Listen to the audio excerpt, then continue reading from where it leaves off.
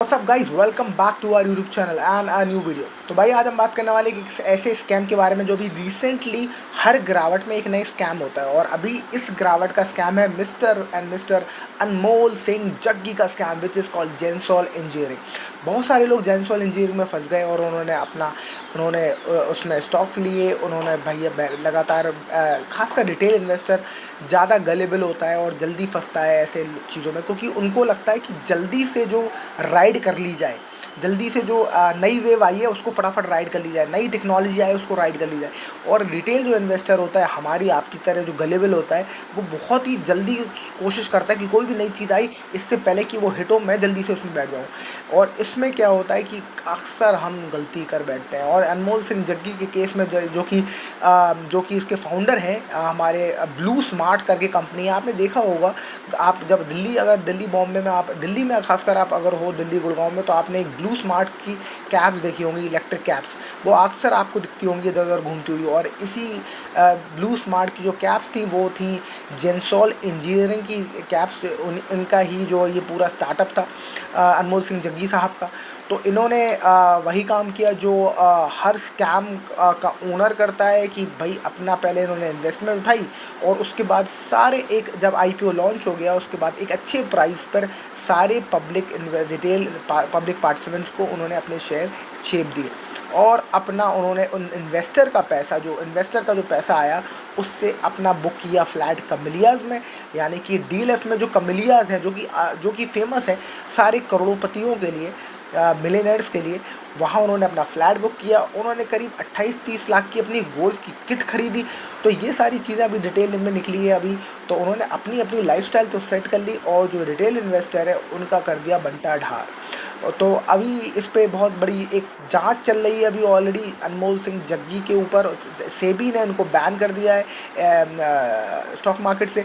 But at the same time retail investor का क्या होगा जो उनके स्टॉक में फंस गए हैं, स्टॉक लेके बैठे हुए हैं और उनका स्टॉक ऑलरेडी 3600 करोड़ का नुकसान तकरीबन लोगों को पहुंचा चुका है रिटेल इन्वेस्टर का। तो ये हर गिरावट में एक स्कैम आना ज़रूरी है। कहते हैं कि अगर ये हो जाए तो समझो कि अब चलो अब बॉटम बन गया मार्केट का, क्योंकि एक स्कैम आना ज़रूरी है। हर गिरावट में ये होता है नॉर्मली। आप पिछले पुराने कितने भी आप गिरावटें देख लें, जो भी अच्छी खासी गिरावट आई है 10% के ऊपर, उसमें एक ना एक स्कैम निकला है, चाहे वो सत्यम का हो चाहे वो हर्षद मेहता हो, कोई ना कोई स्कैम निकला है। तो एक स्कैम तो निकल नहीं था। और अभी इस गिरावट का जो हाईलाइट है, जो क्या कहते हैं टॉक ऑफ द टाउन है, विच इज़ जेंसॉल इंजीनियरिंग। पर इसके साथ साथ बड़ी इंटरेस्टिंग बात हुई कि हमारे विजय कीडिया साहब जो कि बहुत रिनोन इन्वेस्टर हैं, उन्होंने एक चेकलिस्ट दर्ज कर दी ट्विटर के ऊपर। और उसमें डाला उन्होंने कि ये जो चेकलिस्ट है सारी आप ये चेक करें और उसके बाद ही किसी इन्वेस्टर पे पैसा लगाएं, किसी स्टार्टअप पे पैसा लगाएं। तो ये सारे जो 10 पॉइंट्स हैं वो मैं आपको आज बताने वाला हूँ इसमें, और उसको थोड़ा सा एम्फेसाइज करेंगे हम उस पर और थोड़ा सा विचार करेंगे। ये 10 पॉइंट्स आपको ज़रूर देखना है किसी भी इन्वेस्टमेंट में, मतलब किसी भी स्टार्टअप में इन्वेस्ट करने में, या फिर कोई स्टोरी या कोई बिजनेस, कोई आइडिया में इन्वेस्ट करने से पहले आपको ये 10 पॉइंट ज़रूर चेक करने हैं। पहला पॉइंट उन्होंने कहा है talk big and over promise. अगर कोई इन्वेस्टर ऐसे बहुत बड़ी बड़ी बातें करता है और कुछ ज़्यादा ही ओवर प्रॉमिस करता है, हम ये कर लेंगे वो कर लेंगे, समझ जाओ it is a red flag. अगर वो कांस्टेंट मीडिया प्रेजेंस क्रिएट करता है, हर जगह हाइपर एक्टिव रहता है, सोशल मीडिया पे एकदम हाइपर एक्टिव रहता है, हर बार बस जल्दी जल्दी फटाफट मीडिया इंटरव्यू दे रहा है, तो समझ जाओ कि भैया इट्स अ रेड फ्लैग।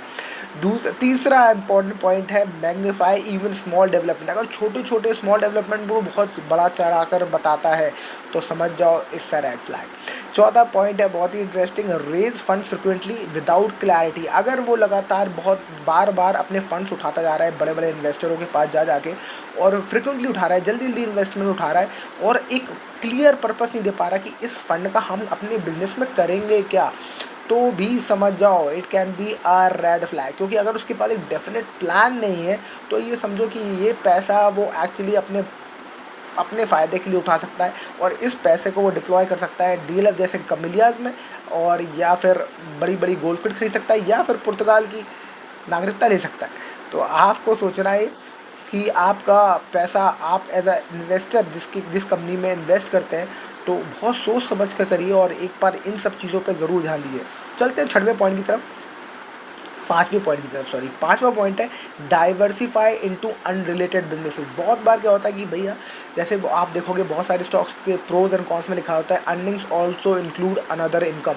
तो अगर ये ऐसे, ये तभी होता है जब, ज़्यादातर तब होता है जब आप जो डाइवर्सिफाई करने की कोशिश करते हो उन बिजनेसेस में जो आपकी कोर नहीं है। तो अगर आपका कोई कोर बिजनेस आइडिया है और वो नहीं है, पर आप सिर्फ डाइवर्सिफाई कर रहे हैं, किसी और बिजनेस में घुसने की कोशिश कर रहे हैं क्योंकि उस बिजनेस का ट्रेंड है, फॉर एग्जांपल अभी सोलर का ट्रेंड बहुत चल रहा है, तो सोलर का ट्रेंड और मार्केट में भी बहुत ज़्यादा हाइप है, और आप देखो सरकार भी बहुत ज़्यादा प्रमोट कर रही है, तो आप सोलर में घुसने की कोशिश कर रहे हो जबकि आपका सोलर से कोई लेना देना नहीं है, तो समझो इट्स अ रेड फ्लैग।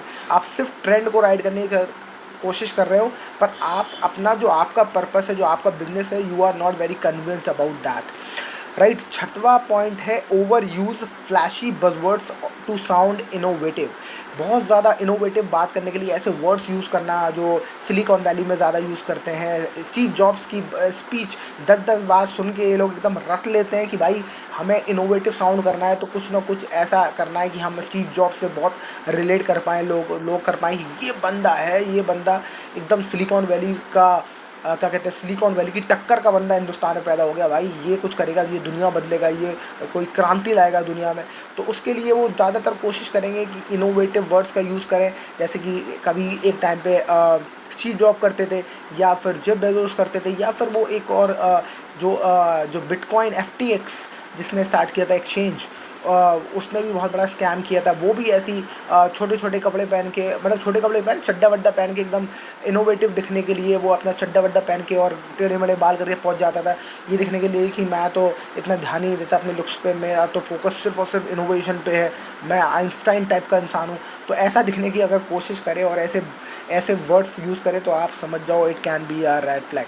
सातवां point flaunt lavish promoter lifestyle. अगर लेविश लाइफस्टाइल दिखाता है कि देखो हम प्रोमोटर हैं, हम फाउंडर हैं, हम इतना पैसा कमा रहे हैं, तुम भी पैसा कमाओगे, तो भी समझो भैया ये पैसा अपने ऊपर ही खर्च कर रहा है, ये अपना आपका पैसा अपनी तरफ कहीं अपने फ़ायदे के लिए पार कर रहा है। आठवां point have high levels of promoter pledging. ये अक्सर आप देखोगे बहुत सारे शेयर्स में आपको मिलेगा कि लोग प्रोमोटर अपनी अपनी जो शेयर्स है उसको प्लेज कर देता है। तो अगर बहुत सारे प्लेजिंग आप देखते हो प्रोमोटर अपने शेयर्स की करता है तो भैया it's a red flag. In fact मैं जब भी कोई भी स्टॉक रिकमेंड, तो मैं कोई भी नहीं करता, पर जब भी मैं एनालिसिस करता हूँ अपने चैनल पे तो ज़रूर देखता हूँ कि प्रोमोटर की होल्डिंग खुद के पास कितनी है। अगर वो प्लेज कर रहा है तो उसका खुद का भरोसा अपने बिजनेस पे नहीं है। आप उस बिज़नेस में कैसे घुस रहे हो भाई, ये आपको सवाल अपने आप से पूछना चाहिए। नौवां पॉइंट है फेस फ्रिक्वेंट एग्जिट्स ऑफ की पर्सनल। ये भी बहुत कॉमन है कि देखना आप जल्दी जल्दी इनको जो की पर्सनल इंपॉर्टेंट लोग होते हैं जैसे CFO हो गए, ऑडिटर हो गए, इनके जल्दी जल्दी बदलते रहेंगे, कुछ कभी कुछ चेंज हो गया, कभी कोई चेंज हो गया।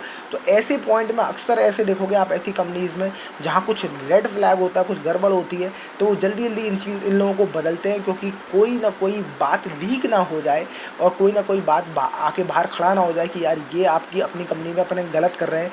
इससे पहले कि वो बाहर बात लीक हो तो जल्दी जल्दी वो अपने पर्सनल बदलते रहते हैं, या फिर आप ये समझिए जिसको कंपनी की इनसाइडर इन्फॉर्मेशन पता चलती जाती है वो उनको बाहर ही निकाल देते हैं इससे पहले कि वो क्या कहते हैं विसिल ब्लो करें, राइट। तो विसिल ब्लोअर वो बनने ही नहीं देते किसी को। और 10वां पॉइंट और 10वां पॉइंट है engage in excessive related party transactions. यानी कि बहुत ज़्यादा ट्रांजेक्शन्स आपको दिखेंगे, पार्टी ट्रांजेक्शन्स बहुत ज़्यादा एक्सेसिव दिखेंगे, बहुत ज़्यादा इधर उधर पैसा उधर बहुत ज़्यादा ट्रांजेक्शन हो रहा है अगर, तो भी आप समझे कि अगर पैसा इधर उधर बहुत ज़्यादा हो रहा है तो कुछ ना कुछ गड़बड़ है।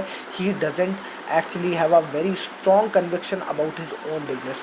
और जब उसका कन्विक्शन स्ट्रॉन्ग नहीं है तो आप कैसे उसमें इन्वेस्ट कर सकते हैं, ये सोचने वाला सवाल है। तो ये 10 पॉइंट्स विजय कीड़िया की तरफ से आपके लिए ट्विटर पे है, ये इसका ट्वीट बिल्कुल अवेलेबल, आप एक बार उसको खुद पढ़ सकते हैं। और ये वीडियो अपने पास सेव जरूर करिए। अगर आप इन्वेस्टिंग करते हैं किसी स्टॉक्स में या किसी म्यूचुअल फंड्स में या इन्वेस्टिंग से रिलेटेड कोई भी इन्फॉर्मेशन सीखना चाहते हैं, ज़रूर इस चैनल को सब्सक्राइब करो, लाइक करो इसी वक्त, जिससे कि मुझे और वीडियो बनाने का इससे और मोटिवेशन मिलेगा और मैं आपको और अच्छी इन्फॉर्मेशन आसान भाषा में लेके आता रहूँगा। That's it for this video. I hope you like the video. Like share subscribe. I will see you in the next video. Thank you so much for watching. Bye bye.